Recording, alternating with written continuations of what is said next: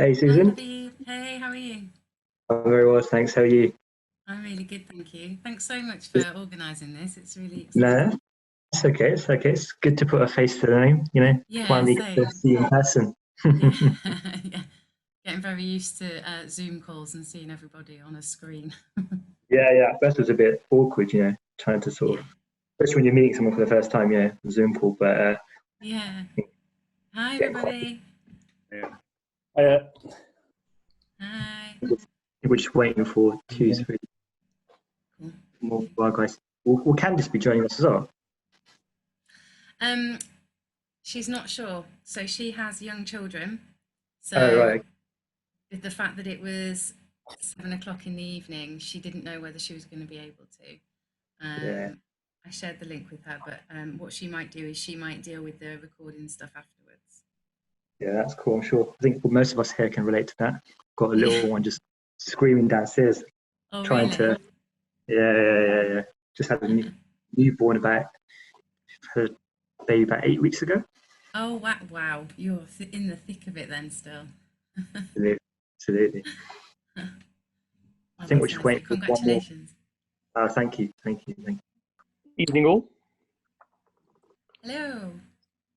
Just to warn everyone, my 5-month-old baby is sleeping at the back, so she can wake up anytime, and then I will hand over to the lovely hands of my missus. Yeah, we were just talking about that actually. We were just saying, Yeah, saying saying that how many screams. children can interrupt the interview. My two have been warned that the door is closed, please don't come in. But yeah, they're 9 and 11, but that doesn't mean they'll listen. Yeah, I understand that. Is that is say that you're on the call? Yep, can you hear me? Oh, cool. Yeah, I can hear you. Yeah, perfect. We're all online. No worries. I mean, am I okay to just go around introducing everyone just to start off That with? would, yeah, that would be great. I think as you put it in the survey, the question about what everybody's role is in the association, um, and what you've done over this time, it'd be really, really great to hear from everybody about that. And then literally kind of putting together the rest of the survey. I don't think we need to do it in individual questions, but if everyone then, after we've introduced everyone, said your role, then just each of you kind of give a bit of a summary, I guess, as to how lockdown has been for you. And I think that would be really great. Cool. Yeah, that sounds good. So I'll just go around introducing everyone first. So we've got Sajid on the line, who's basically our youth leader, regional youth leader, covering areas such as Farnham, Farnborough, Aldershot. Then we've got Saeed and Khalid, who are deputy youth leaders. And then we've got Qasid, who is a local youth leader covering Borden and Tilford. If it's okay with you, Susan, am I okay to hand it over to Sajid to say a few words to introduce our community? Is that okay? Yeah, please do. Cool. Thank you, Labid. Yeah, so as Labid mentioned, I'm basically serving in the capacity of a regional youth leader. Susan, just to give you a background, so the Ahmadiyya Muslim Youth Association, which is called sort of AMIA UK, sort of was established 80 years ago, and our sort of main primary objective of setting up this auxiliary organization was to help mankind in any way possible, and mainly to do with sort of humanitarian activities. So if we just look at the UK, for example, we held several national marathons, charity walks, tree planting, homeless feeding. So all of these activities are sort of the core part of what we do as AMIA UK. And the way structure works for the AMIA organization is, so we have a president, and then we have different branches in the UK. So we have around 140 local branches throughout the UK. And because there are so many and it's growing sort of year by year, the president sort of appoints regional youth leaders to manage a certain number of local branches. So as a result, we have 23 regions in the UK who have their respective groups of branches that they look after. And I'm one of the, I'm basically one of the regional youth leaders who manages 7 branches. And that makes it easier for us to look after the needs of our volunteers, of our youth, whether it be academically or spiritually or, health-wise. So all of that basically is covered under each region and sort of the AMIA. So that I thought I'd just give you a quick background of the structure, just so that we'll sort of away. All up to you now, whatever questions you would like to ask. I think we are all open at your disposal. Okay. Yeah, Labid, that's really useful. Thank you, Sajid. That's really, really good. It gives a nice, clear structure for me for an organisation that I didn't know about until I was contacting you guys through Heather. So for me, I'm really interested in what your personal role has been throughout lockdown within the association. It would be really great, as Labid spoke about, that'd be really useful, I think, to know what you've been doing locally, but then also how lockdown has affected you personally. Yeah, sure. So it's interesting with me because so the lockdown happened in March, and my personal story is that I first thought that COVID is not really, it's one of the fake news, I thought, and people were just getting on with their lives until I actually experienced COVID myself. So I had COVID early March. And I had fever, which so very, very high temperature, and I think that's where I sort of learned my lesson, and that's where I obviously I didn't go to the hospital. I was able to recover myself, but it took me 5 days, so 5 days full self-isolation. And that's where I realized how dangerous it can be, especially for those who have underlying conditions. And luckily I didn't have any underlying conditions. I was able to recover quickly. But that's where I realized that I think we need to do something about it, and especially when it was in the news that it's spreading rapidly. That's where I think not just myself, but as an organization, we devised a number of plans, and it fed through to the regions and the local branches, as I mentioned before. And each region was sort of told to think of their own initiatives, how to take care of the community and their neighborhoods. So what we did, we contacted a number of pharmacies locally in Farnham, Aldershot, Ash area. We contacted the hospitals, etc. And then I think Labid will go through some of the stats, how we helped. But personally, there's an app called Nextdoor. It's an app for local neighborhoods. So what I did after I recovered, I put a message in the app to say, look, I live in this area, and if you need any help at all, whether it be shopping, whether it be medicine pickup, or whether it be just a friendly phone call to an elderly to just speak to them in a friendly manner, I'm there.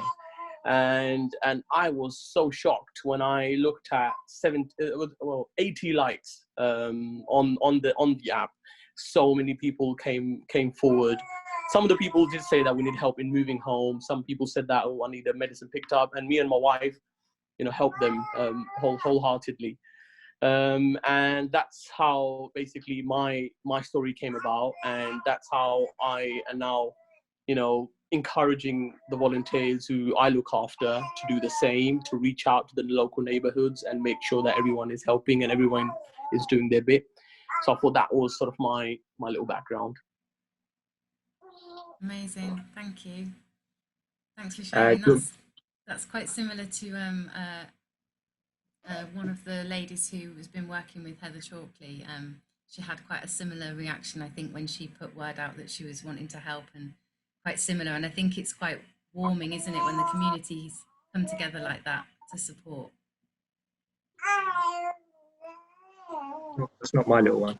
Just putting it out there. Do you want me to go next, Susan? Yeah, perfect. Thanks, Sajid. Thanks, Labid. No problem.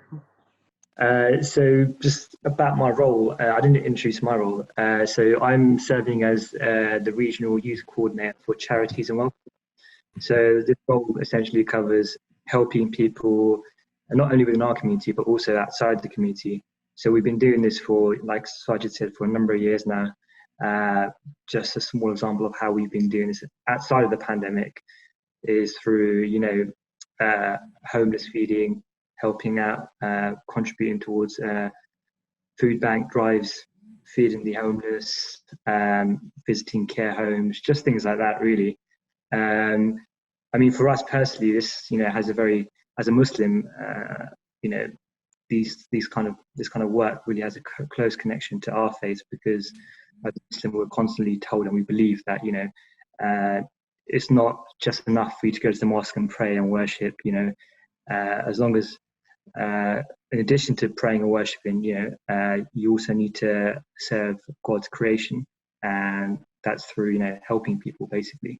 And so for me personally, I think the role that I'm sort of in at the moment is has a really strong connection to my faith. I mean, in terms of the pandemic, I mean, we've been very fortunate to have plenty of opportunities to put this fundamental part of our faith into action. And to give you a rough overview, over the past 8 months, we've had about, I'd say, around 70 members of our community here in Aldershot and Farnham respond to about thousands of requests from people, not just within our community, but also local residents, assisting them with shopping, collecting medicines. And alongside this, we've also been supporting our local NHS workers. Qasid will touch on that a bit more in a bit more detail.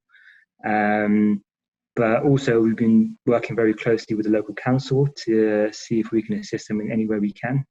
So yeah, I mean, it's been a very busy 8 months for us as a community, but we are very grateful for having the opportunity to do the work that we have been doing.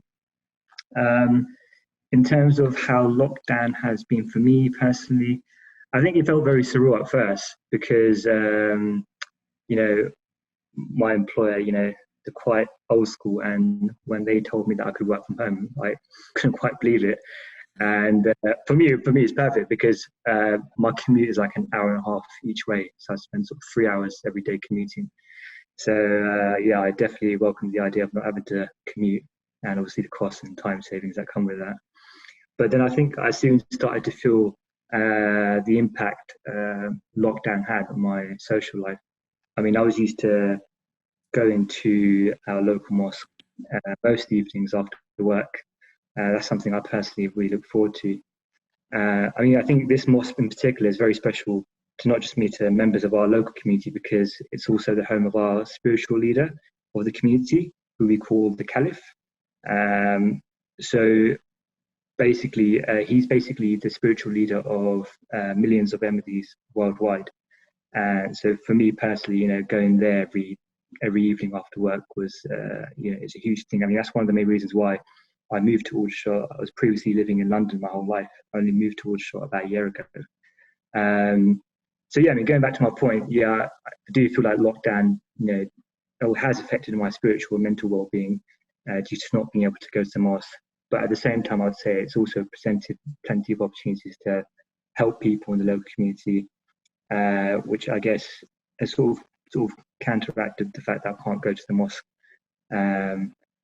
But also, of course, another big positive of lockdown was working from home and having more time to spend with the family. I think I mentioned earlier, just had a newborn about 8 weeks ago. So my wife was pregnant during lockdown, and it's good to be there at home with her and help her. So yeah, that's me.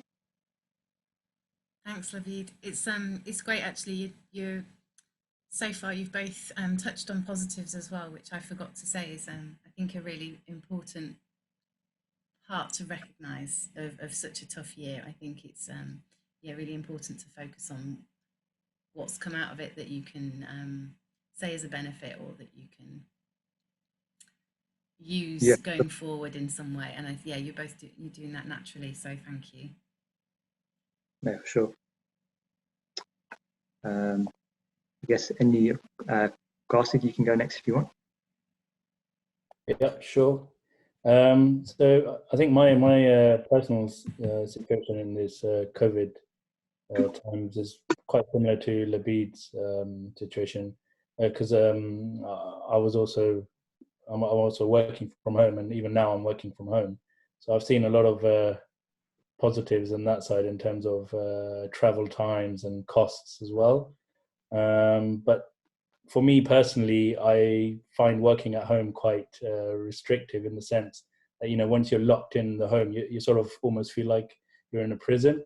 So I really like to go outdoors and get involved in different activities. And I think that's one of the aspects of being the local youth leader for Tilford and Borden, is that we have a lot of community members around who kind of need help or are on the vulnerable category.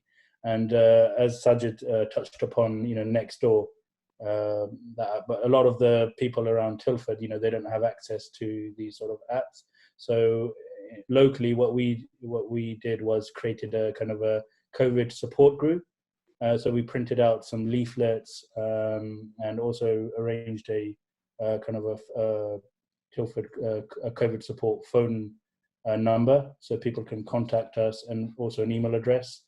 And basically anyone who what we did was we distributed those leaflets out to all the local residents, obviously with social distancing measures and being safe. And we actually got quite a few people coming back to us for asking for support.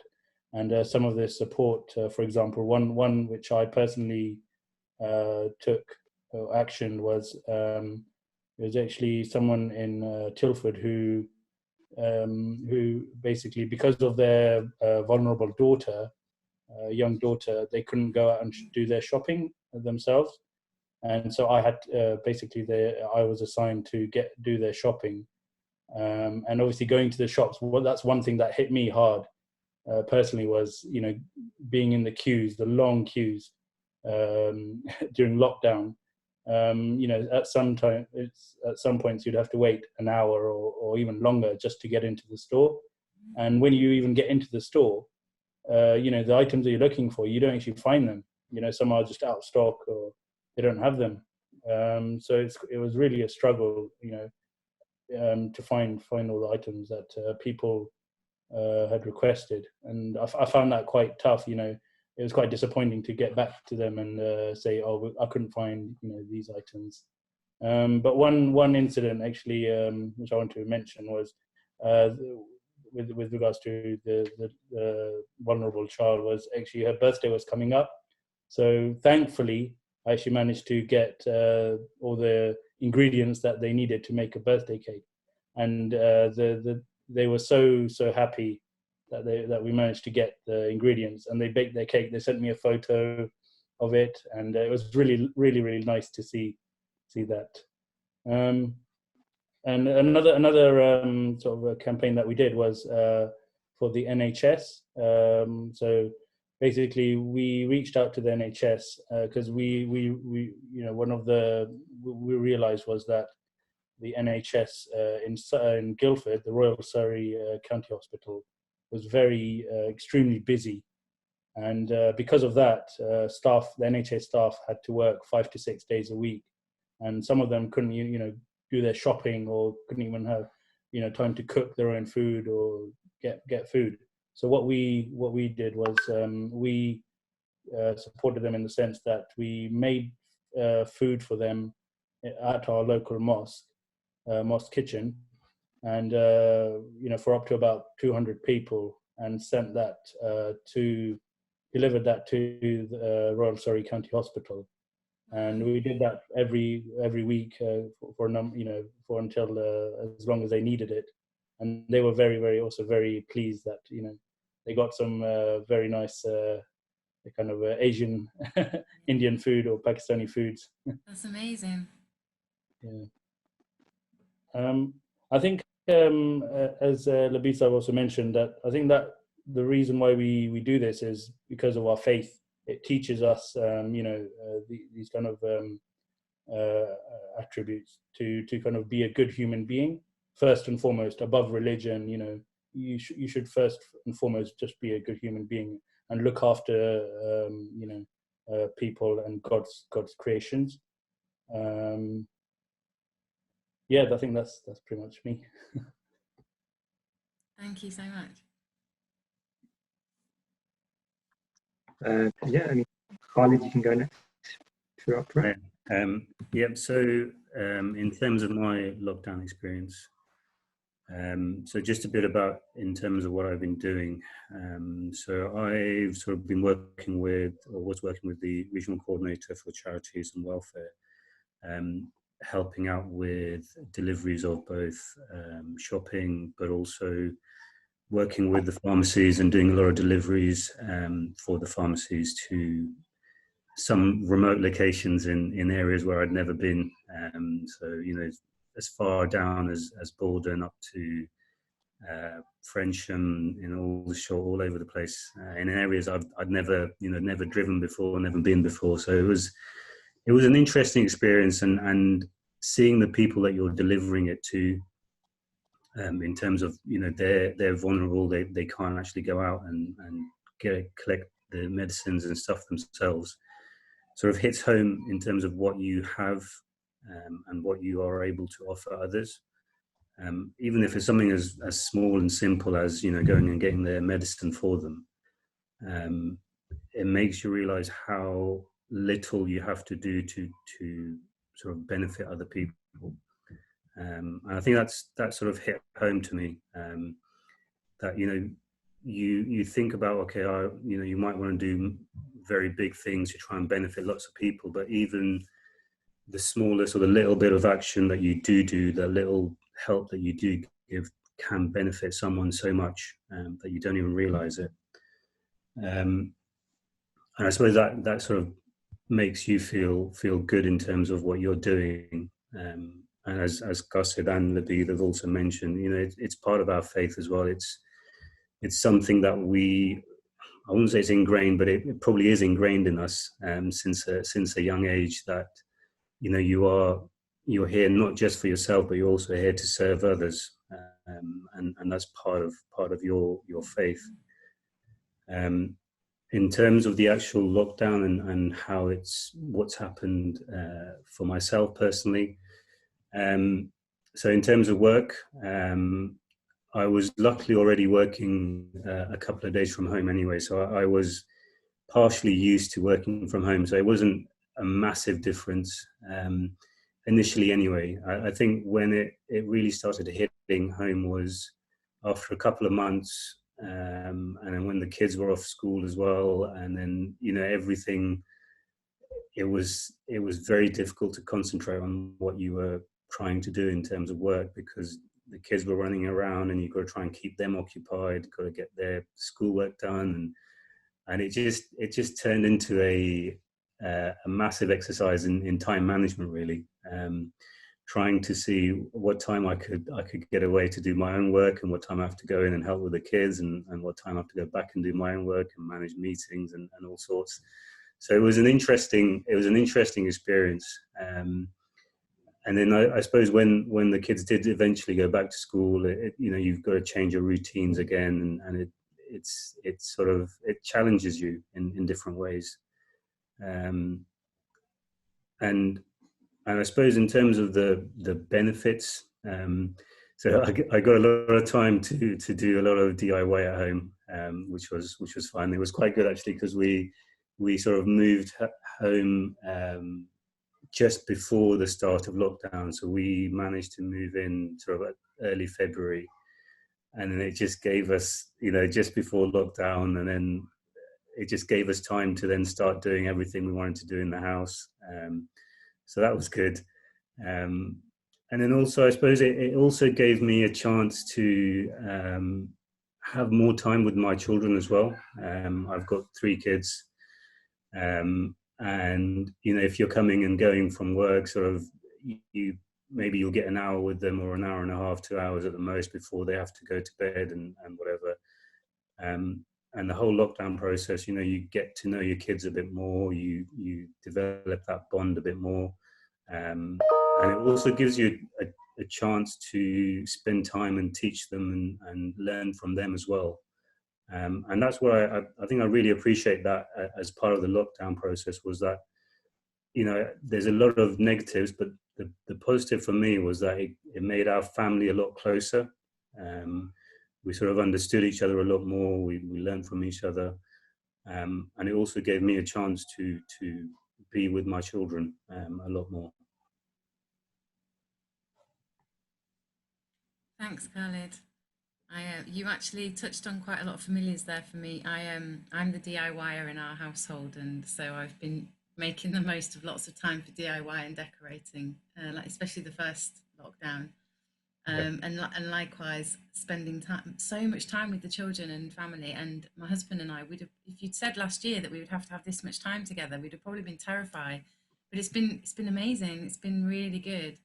And you was talking about, you've all talked about the gift of being able to support other people in our communities, and I think that's really important. So I joined the responder, the local responder group quite late on. I've only joined in the last kind of 6 weeks, so I've done a few responder tasks myself, and it's been a real pleasure. So there's for me that, you know, it's not completely altruistic. There's definitely something good for my own mental health in knowing that, for example, you know, I'd like to know that my mum who's up in Yorkshire would also have the same support that I'm maybe giving somebody locally. And I think it is really important to, to be giving back, because I had my faith growing up was a Christian faith, was very similar in terms of giving back to the church, but I don't have a strong relationship with the church nowadays. So finding a place to offer that is not as easy when you're not part of that community. But I found that locally, lots of people, lots of church communities or religious communities have come together and been I think they've been the roots really for the community support across the community, from what I'm hearing, which is so important. And I think the religious communities that we have in Aldershot and this area are really, really important and vital to the community, regardless of faith. It's really important. I think there was a stat that said that a lot of the younger people, like the 18 to 25-year-olds, they're a lot more in touch with their faith over the lockdown period than they were previously. So I think it's quite encouraging in a way, because I've benefited enormously being a religious person, and I think, you know, it teaches you morals, it gives you guidance, and teaches you how to live your life in the best possible way. And I think it should be encouraged more than anything else. I know a lot of people are moving away from religion, but I personally feel that it's an important aspect of my life, and I think it would benefit others as well. Thanks, Khalid. I wanted to ask, so you're the Muslim Youth Association. So have you found that this time has been really difficult for young people locally? Have you been able to stay in touch regularly with maybe the young people who would perhaps be attending sessions at the mosque? How have you managed to keep morale going, I suppose, for the younger members? That's to any of you. Can I answer that, if that's all right? Okay, so yeah, you're right, it has been very difficult. You know, as Labid also mentioned, that one of the prime reasons we all moved here is because of our spiritual leader, and I think going to the mosque was one of the main sort of ways to also, as well as building up spiritually, also socially, because obviously when you meet people at the mosque, you know, you're meeting, you're kind of socializing, you're networking. So that aspect was kind of almost eliminated during lockdown. So one way that we sort of try to engage our youth was to hold a lot of online events. So through Zoom, holding quizzes, holding academic activities, and we do still hold kind of regular activities on a weekly basis. So I think that's one way that we've sort of been trying to get our youth engaged and have that social interaction as much as possible. That's great. I Thanks think we so still much. have Saeed. We still have Saeed on the line. He didn't get to say his bit. Oh, sorry, Said. No, no worries. I was just going to sit quietly, to be honest. I was like, oh, okay. No, so a lot of mirroring of what everybody said. But I think I'll start with sharing my story of how lockdown was. So initially, I know I tried to kind of build a routine. I will mirror what everybody says about definitely build better connections with your family. We are used to, as a community, we have football tournaments throughout the year. We have social gatherings throughout the year. Our Jalsa Salana happens locally as well. And not having all of that did feel a bit weird initially. So mentally, it was daunting. However, at the time of the lockdown, because again, our faith does say, as everybody's mentioned, but we got in touch with the Women's Network. We got in touch with the local church, of course, to set up that hotline that Qasid mentioned. But I think more importantly, everything that we did on the ground, the biggest, one of the I'd say the weirdest kind of request we got was from Rushmore Council themselves, actually. So I think you might know, Susan, about the campaign of Orca. So they ran this campaign on social media, which essentially stands for Operation Rushmore Community Action, and they needed branding done for this. So I think that's the first kind of contact we had with Heather, like directly, and she reached out and said, "Oh, do you potentially have anybody that can create a kind of a logo for us and save us some money?" So we actually said, "Well, yeah." Well, we reached out internally, found some young students. His name's Aldershot, so just to put him out there as well. He generated some logos, some branding, sent it over to Heather, and they loved the designs, actually. And I think they're being used across kind of their email signatures as well. So that was something that we did for the council, which was a bit different. Yeah, so that was something just a bit different to bring up. And of course, the rest, as we set up the hotlines, there's been the requests that everybody spoke about. And in terms of positives taking away, something I think not just myself, but a lot, like Sajid mentioned, he done it through the Nextdoor app, but I kind of did it slightly differently, where I went door to door and just wrote letters and then posted those letters into the homes of not just the kind of elderly and vulnerable that I knew on the street, but just everybody in general down up and down my road. And just because of that, I've made kind of a lot of friends in the area, and most of my neighbors now know me. I received an amazing a letter from an elderly lady across the road. Just to paraphrase, she just wrote, "Thank you so much for your kind of help.